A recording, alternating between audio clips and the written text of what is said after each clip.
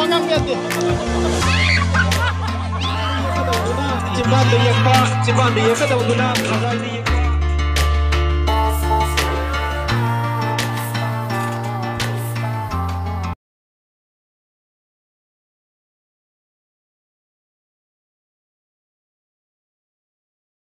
Powder da maktara maka punna 40 marks ni aduga akoina lepsaba matamda minute kun 20 minutes kun gi manungda ha na loiba loidaba adugi walai 10 minute kun bogi manung sida kunda chap chara loigera adagi mamang da loigera noi apam bani phajana kiye badune koina pami se yam phajana kun henbadi ade kun bogi manung sida ida yam takna gyam dana phajana kebiu habne isa ke kit ko sure maning handa biro isa ke mapado adu mapada le biu ko handa biro chokri mana ko handa biro angang sa noi hando aduga akoi di official sing jo nakan da kitang lam le biu ko jury anina decision chen lau to ne jury anina huje club yeng to ne finding to ne ado mitcha punjan biro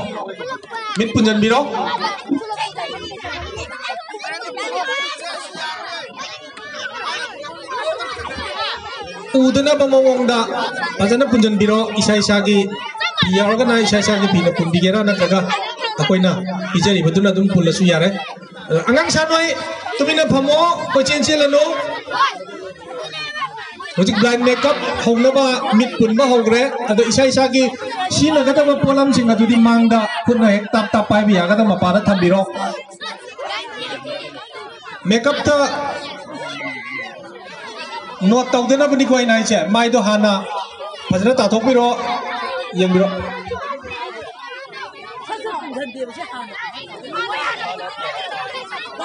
Loi dole.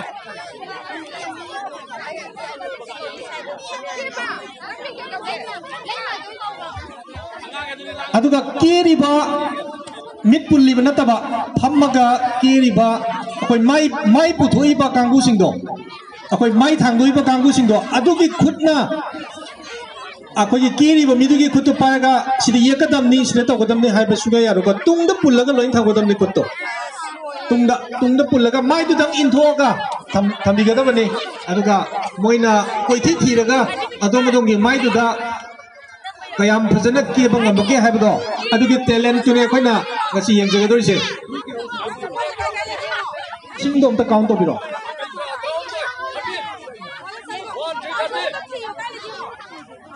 tarahumdoi Apema. Oi. Nang ke vi dera. Nang on ke deba. Nang ke ko we. Nang min ke ba. Daisi. Naga daisi ya pa ba. Daisi ki partner ji.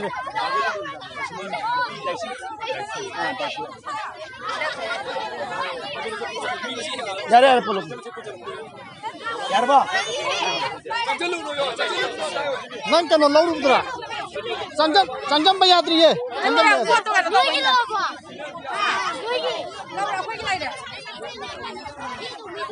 Sanjam lugino.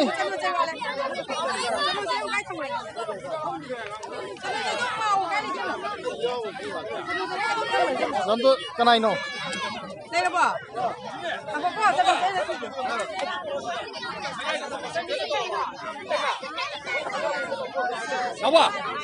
Lawa. Amana tang recheck to biro puliwa mitto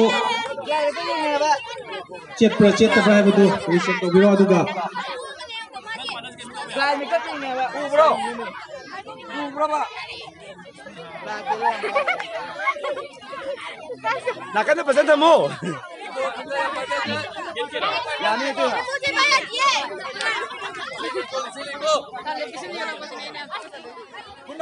Ready 1 2 3 start 20 minutes minute kunni kucing tung na tambio loy mag tung na tambio kucing tung na tambio sanare gum yimbara Ako'y official sing yang nagsan di kano. Hanggang sa medyo kita ano matutugin mo mo ni. Medyo kita ano. Yang nagsan di kano. Mera thagi sanarai gum yeng bara onthoga lithi zeda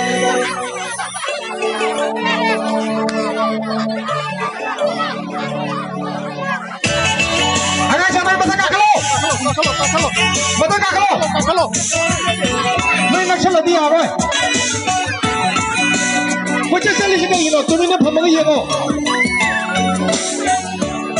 Yang nanungay ba adung laba lutu dalamina makeup daw ba adung laba yang nahitoy singtoy ba adung laba ire kay sige isalitse ini indon ngakani yang kana hujik yak palak nari mai isum de yak daw duna cimban de yak daw duna khazai de yak pa kaya ba su yaw na male tumin na no ko su yaw re agan sabe ko jin ano nawa na sikam ta khalo yubila pinati ata ta khalo asa po dian banati ata ta khalo nga ngai do asa po dian moi no ulama mathak ta ki niyam yeng ba ata ta khalo nga ngai do wache ta khai ba payo ya wache ta khai payo wache ta khai payo set kalo devane tagi anga ko phonda phasera ka phola ka daw ba mai phong akne hoji lakna ubda asuk sajara jina di naksal lagati yamong tarang bata ba male kebi minute kurni minute yam lairi yam gyan ta na tak kebi nungsibi nangi mai thonga Kore lore ka na photo naman gadi no nagang sa na phone pa kung dara ka tumi na phamo kina tatlagtado viral thagi lo bomba chatlandai matamdo mera Sauba antala ko sanarai gum yebara onthoga lithi zeda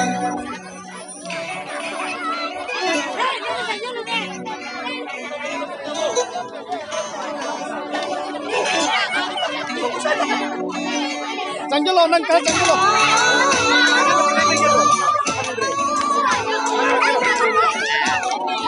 Wangang biate.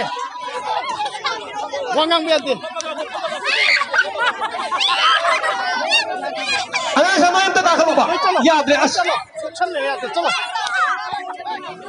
Kore kona namala ke loya ka na phajana phamma ne phajana mo Naga koi na nami sini ki recording noi tu pir ke amom ta koi na juri ani na munam ta section ne chena bio marak kan nuat to bu yaw ram tieng bio makeup kan nuat to bu yaw e pa phang e Sandu na sang di hujikti sasa pu omane aduna sasa oina ga tinlemba yang biom ta sasa pura ko yaw bo di bio sandon chaina ta ba sasa oina ga pura ko yaw bo ne nakan ne ye paga ante yin ne check to bio agang sama ko chale ga gi no asa pur ye li ro phut pon kong lu kong kholo boiler ya da ba ga ngai no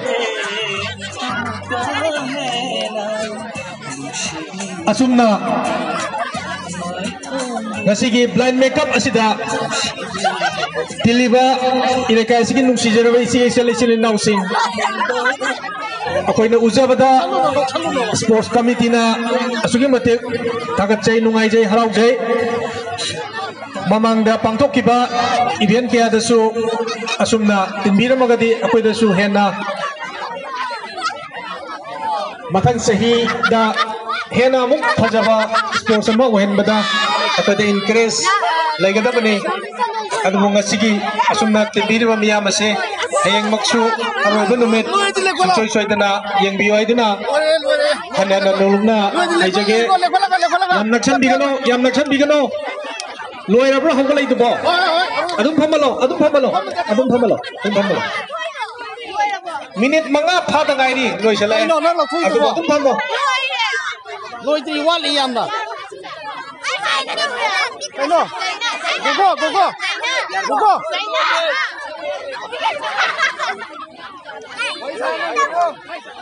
Siya to pulan je ba. Sino pulan je mala ko me ba.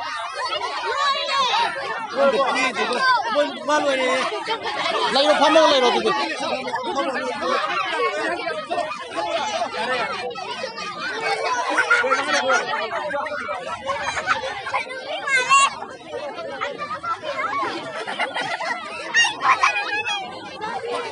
Adum hamo le.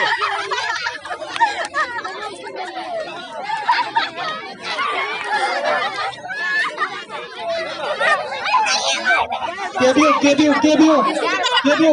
Lain ne ka bhai mane. Takla ga ki wai mane te. Aduna koi sei thajal ani uji. Wari sana dana ba. Sei thajal ani. Ngang na dana ba. Ki ga da ba mit puli do. Adu blind ne man ki doi ne mara ga thir ga ki doi ne. Aduna hai ba ki mathon ta de. Sei thara ge. Ready 1 2 3.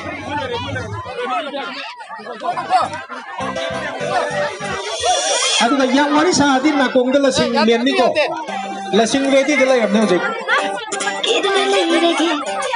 Mamit udava mina makeup to bi wa bane lo ba hog lai do adu di peno do mamit puli mi do nakan da thon do aroi mi do adu da keri ba mamai du dan la kamala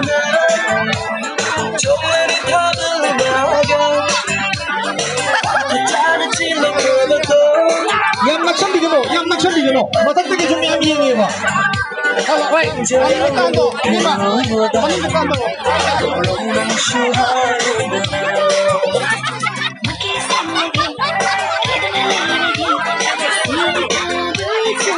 Aroi bayo tadi mit lokok biro itu ka hokoran biro ma hokoran biro mami lokok ka di hokoran biro ko mami lokok ka di hokoran biro mit lokok ko biro hokoran ka lam ne ko Oya, mami lokok ka biro hokoran lo Naksan ka doon hokoran ko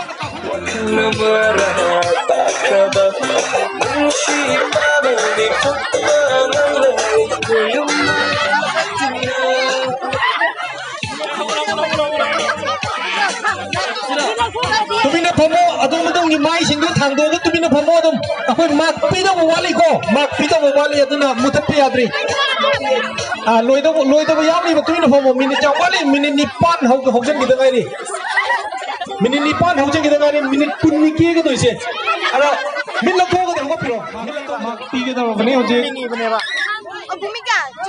Juli ani na yenga ga da bibiro yengbo budi na sai loi gra ponda mak pi da ngai poni Ningi betul kia kau nama tam kita log jawab ni. Yang pada yang kita sama tidak apa.